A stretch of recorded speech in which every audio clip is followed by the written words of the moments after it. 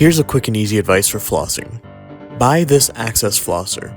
It reaches all of the areas that your toothbrush can, it's reusable, uses seemingly less plastic than Waterpiks, and I can now floss faster than I brush thanks to this. If you have a permanent retainer on your teeth like I do, accessorize a little bit. A case to hold your floss threaders can add a bit more accessibility to an otherwise unsavory experience.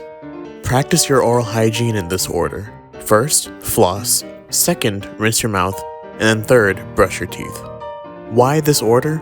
Using a floss reacher can inadvertently spread bacteria around your mouth. However, my goal for you is to clean between your teeth, not just the outer surfaces of your teeth. Rinse your mouth with water or mouthwash to wash out the bacteria and crevices you just created.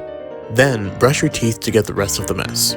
It's okay if you don't floss every day. Most people don't floss at all. However, when I started doing those first 2 steps, I started flossing way more than I used to. I hope you do too. Now, if you want a bit of extra advice and a story time, watch the rest of this video. For the purposes of this video, this is floss, this is a floss pick, this is an access flosser, these are access flosser heads, and this is a floss threader. In 2025, I got a new dental hygienist who gave me one of the most painful cleanings I've ever had in my 30 years of life. While eviscerating my mouth, they said something along the lines of, you need to make sure you floss. Brushing is only doing a partially complete job, and you don't want your gums to deteriorate just because you didn't clean between your teeth. This hygienist ended up being a blessing in disguise, because on that day, I vowed to start flossing just so I didn't have to sit through that torture again. And also, something about clean between your teeth activated something in my brain to take flossing more seriously than I had been. I suspect most of us are like this. We all hear that flossing is important, and we would all do it if it wasn't so cumbersome. Me personally, I can't stand traditional floss. I even have floss that is years old and is packaged in a very cute and pleasing to touch container, but guess what? I haven't touched it in years. Many of you can relate for sure. Then, some 300 IQ genius came up with the idea of Waterpiks, and while they're wonderful, I see them littered all the time, and honestly speaking, they seem like an unnecessary waste of single-use plastic.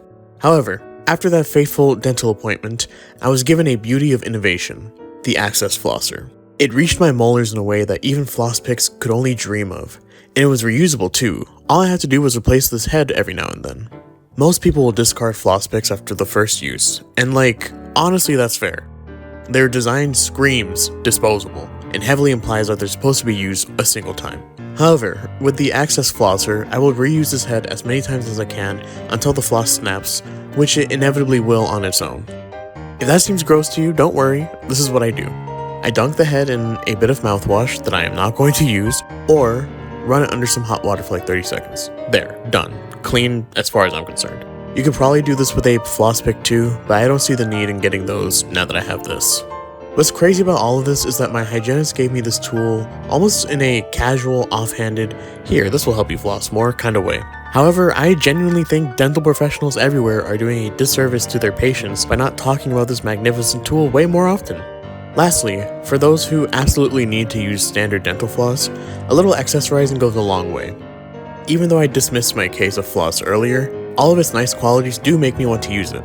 Also, because I have a permanent retainer, I need this floss and something called a threader to get between my teeth. And storing my threaders was a pain, until my hygienist gave me a pack of them in a neat little case, which I later found out is how these things are sold. Now it's way more convenient to floss between my retainer teeth.